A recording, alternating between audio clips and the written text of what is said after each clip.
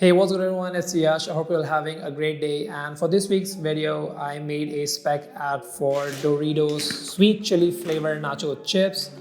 And this video is going to be about the process of how I made that spec ad and how I got some of the shots in it. And I'm just going to say this ahead that there are a couple of pretty interesting ones to look out for.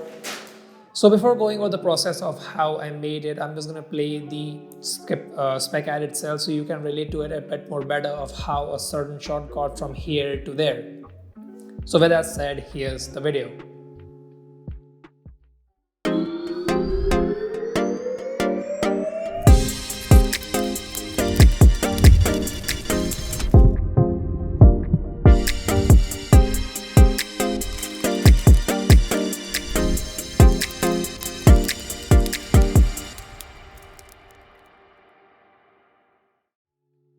This is the setup for the first shot. It's pretty simple. I just glued a chip on a cotton swab and then I placed it on top of a ball head to rotate it.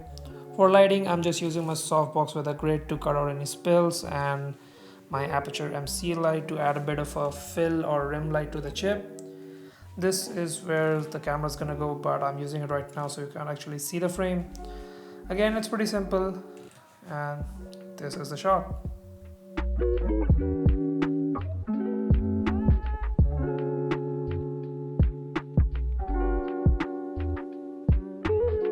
So after that, in post, I took that clip and masked out the chip to isolate it from the background and keyframed in some scaling and rotation to make it look like that the chip was falling away from the lens, and also added a bit of Gaussian blur to make it a bit more realistic so that it looks like that the chip was going out of focus and fading away. So the next shot was of the close-up of the text on the packet, and for that I took the chip back and taped it on a piece of cardboard to give it a bit more stability, and taped the whole thing on top of my ball head and did the rotation movement by hand manually. And in post I added some speed ramping and also added these fire ember elements to put some emphasis on the chili and spicy and heaty aspect of it.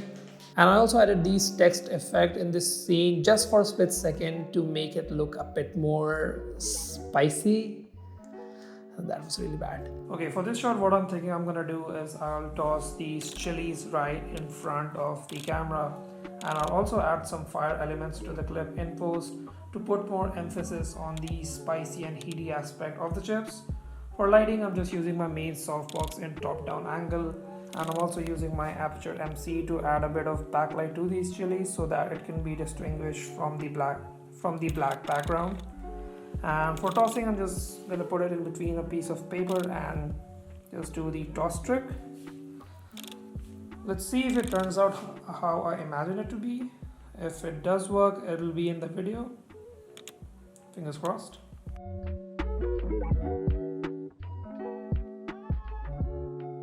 Okay, so the next shot was meant to be used separately with the chilies tossing and the one where it looks like that the chip is igniting or heating up. But while I was editing, I just scrapped that and composited both of them in.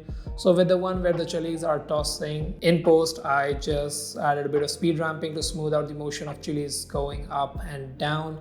And with the one where it looks like that the chip is igniting or heating up, it was actually pretty simple to do.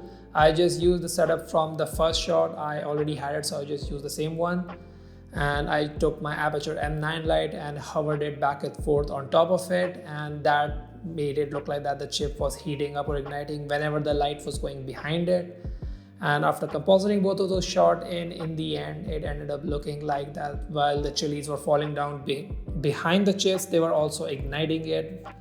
And I also added this sort of a heat distortion effect to the chip just for a couple of seconds to make it really look like that it was really hot and it was actually emitting heat.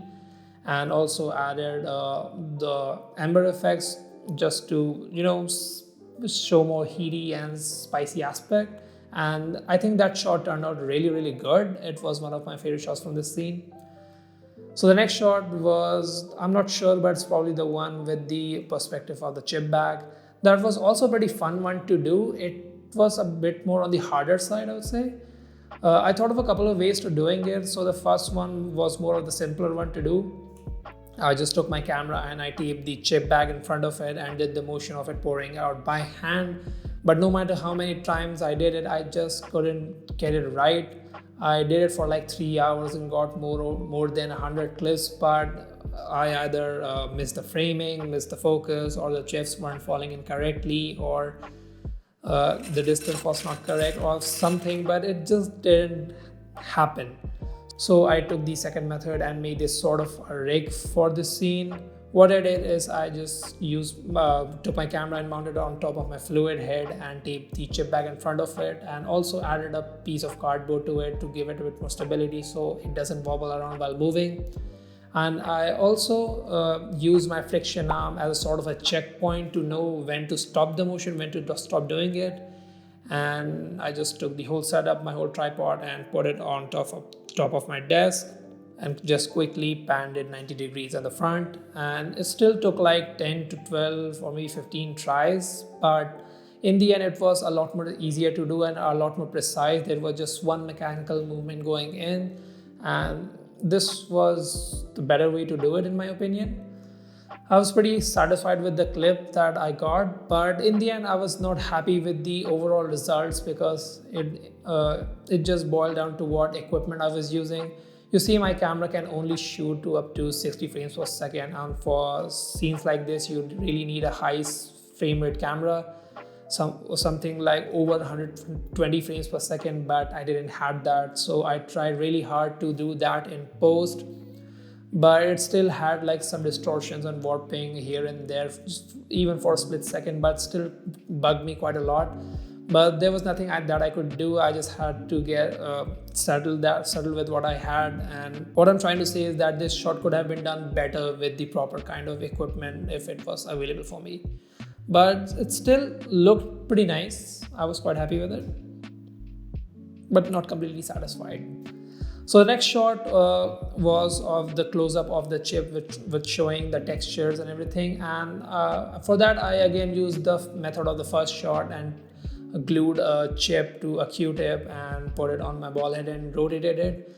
What's different in this one is to get that far close, I don't have a macro lens. So instead, I use my macro extension tubes, a really good piece of gear to have if you don't have a specific macro lens, and that allowed me to get pretty close to the chip. And in post I added a bit of speed ramping and also added these fire shockwave effect to the chip, just to make it a bit more dynamic, I guess. I'm not sure why I did that, but it looked good. I also added a couple of chips in the background of that shot to make it look like that it was just a stream of chips falling down and you're looking from the front.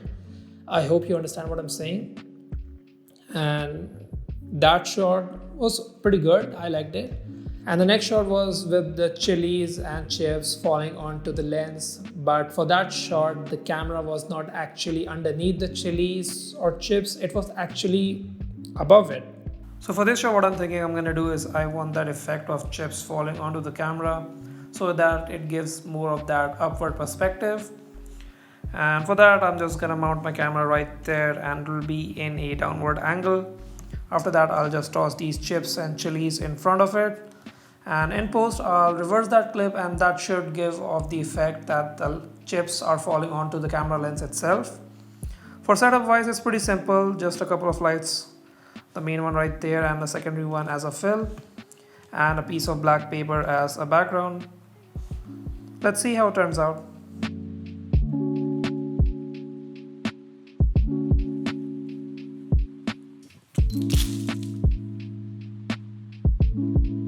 And in post, I just reversed that clip and added a bit of speed ramping, and that gave off the effect that the chilies and chips were falling onto the camera itself. And the next shot was pretty simple to do. It was just a close-up of the bowl with the chips falling in. And for that, I just placed my camera in front of the bowl pretty close and just threw the chips by hand. As I said, it was nothing that of a difficult shot. It was pretty basic. And the next shot was also again pretty simple. It was just the master shot with the chip bag and the bowl of chips.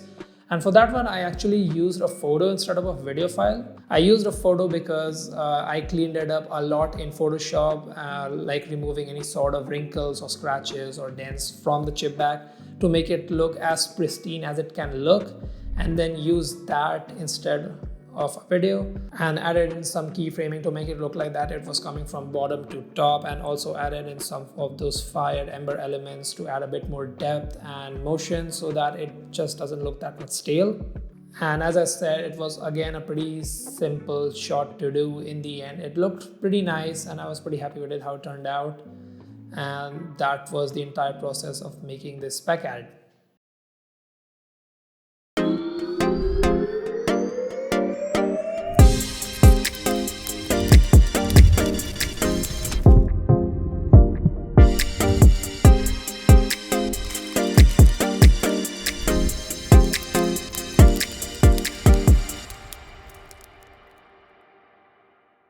And yeah, that's it for today's video, I guess. Let me know what you guys thought of this spec ad in the comments below, and hope you guys enjoyed it, and I'll see you in the next one.